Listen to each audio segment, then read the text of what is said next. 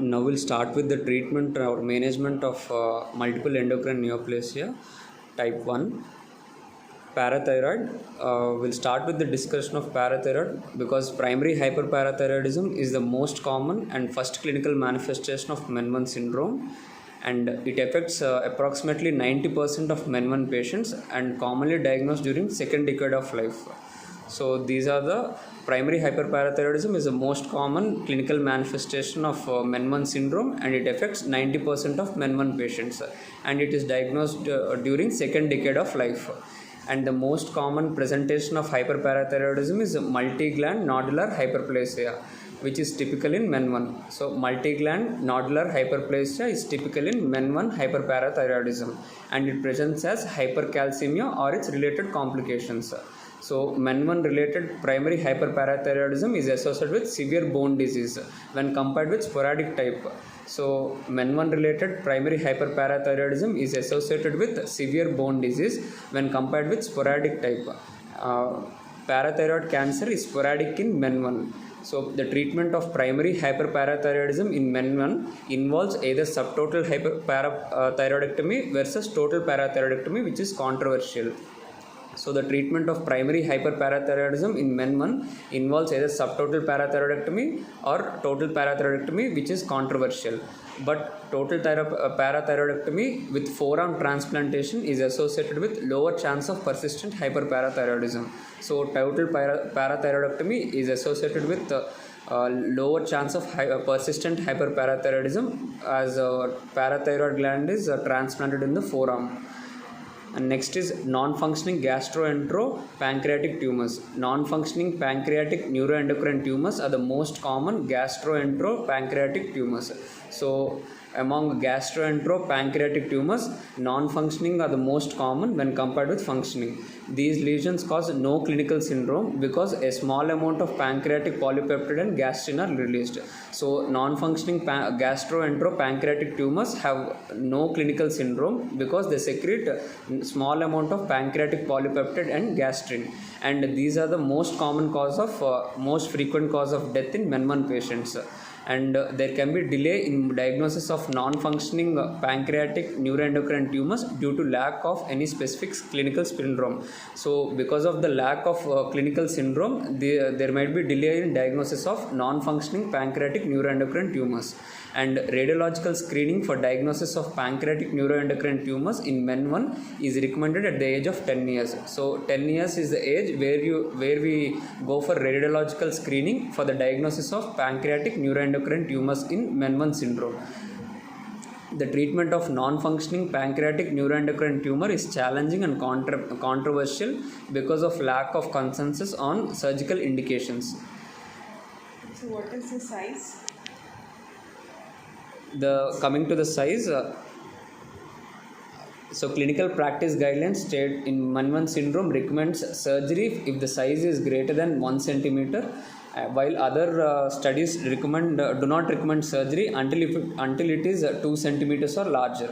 So surgery can be considered for tumors less than 1 centimeter if there is rapid growth. So coming to the size which is required for surgery in case of non-functioning gastroenteropancreatic tumors, if the size is more than 1 centimeter, patient is recommended for surgery, but for some studies more than 2 centimeters is recommended, and the surgery is considered if it is less than 1 centimeter but if there is rapid growth.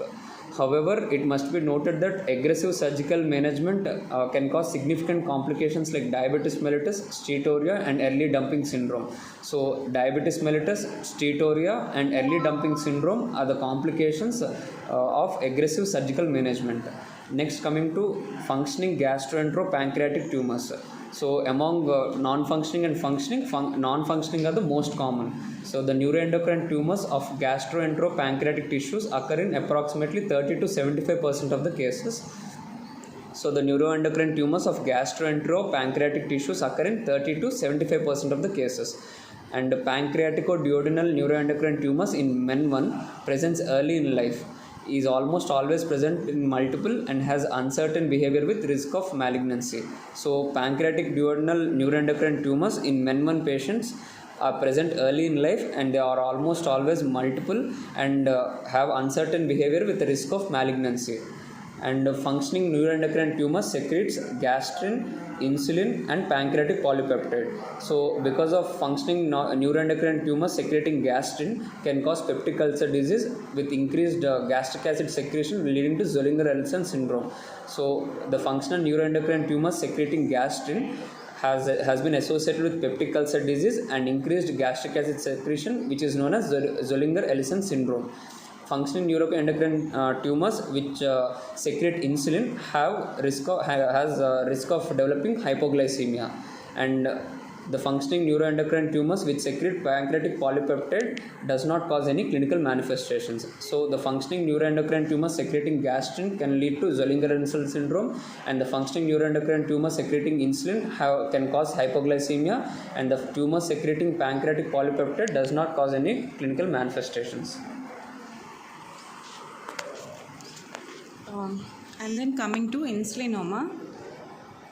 So insulinoma, it is the second most common functional pancreatic neuroendocrine tumor. So after gastrinoma, insulinoma is the second most common functional pancreatic neuroendocrine tumor. So these tumors, they secrete a significant amount of insulin. So insulinomas, obviously they secrete insulin. So because of the secretion of insulin, patient will have the clinical manifestations like hypoglycemia, patient will have neuroglycopenic symptoms, seizures will be there, and also there will be loss of consciousness. So insulinoma secretes insulin, and there will be clinical manifestations will be hypoglycemia, neuroglycopenic symptoms, seizures, and loss of consciousness. And patients who are having this insulinoma due to MEN-1 or younger than 40 years old. So MEN-1 associated with insulinomas, they are lesser than 40 years old compared to patients with insulinoma patients without MEN-1. That is, insulinoma patients, they are not having MEN-1, their age group is older than 40 years. So for the diagnosis of insulinoma, what should we have?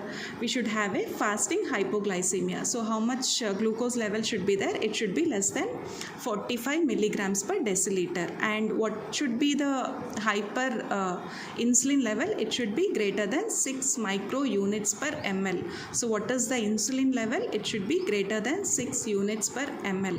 And apart from this hyperinsulinemia, apart from this fasting hypoglycemia, there should also be an elevated levels of proinsulin and C-peptide. So what are the other two things that should be elevated? It should be a proinsulin and C-peptide. So what is the treatment for these insulinoma patients? It is a surgical treatment. So before surgery, what we have to do is we have to do a pre-operative tumor localization. Okay, before surgery, pre-operative tumor localization with transhepatic portal venous sampling, it can improve the success rate of surgery. And what is the surgical method? It is the enucleation of a single lesion to partial pancreatectomy. So what is the surgical procedure for insulinoma? We have to do a enucleation of that single lesion, or we can do a partial pancreatectomy. And what is the medical management of these insulinoma patients? We can give drugs like diazoxide or octreotide. So what are the drugs used in treatment of insulinoma? These are diazoxide or octreotide. And what other things can help to prevent the hypoglycemia? Frequent carbohydrate meals can help to lower the risk of hypoglycemia. And chemotherapy can also be used in patients with metastatic insulinoma. So if insulinoma metastatizes, so what is the other treatment recommendation? Even chemotherapy can also be used in patients with metastatic insulinoma. Then coming to glucagonoma. So glucagonoma, it occurs in less than 3% of MEN-1 patients. Okay, it's very less common. That is only less than 3% of the MEN-1 patients. So what are the typical manifestations of glucagonoma? We have got this necrolytic migratory erythema. So what are the manifestations? Necrolytic migratory erythema, weight loss will be there, anemia will be there, and stomatitis will be there. Necrolytic migratory erythema, weight loss will be there, anemia and stomatitis. So what is the significant level of these glucagon levels? So the significant level of these glucagon levels is greater than 500 picograms per ml. So how much glucagon should be there? Greater than 500 picograms per ml. So what is the most common site of occurrence of this glucagonoma. The most common site of occurrence of this glucagonoma is tail of the pancreas. The most common site of occurrence of this glucagonoma is tail of the pancreas. And what is the treatment of choice? Surgical removal is the treatment of choice. And almost in 40 to 80% of the patients, metastatic disease is present in glucagonoma. So by the time we diagnose glucagonoma, in 50 to 80% of the patients, there will be a metastatic disease. And the medical management of this glucagonoma includes somatostatin analogs or chemotherapy. So the treatment of choice for glucagonoma is somatostatin analogs or chemotherapy, and the treatment of choice for Insulinoma is medical management is diazoxide or octreotide. And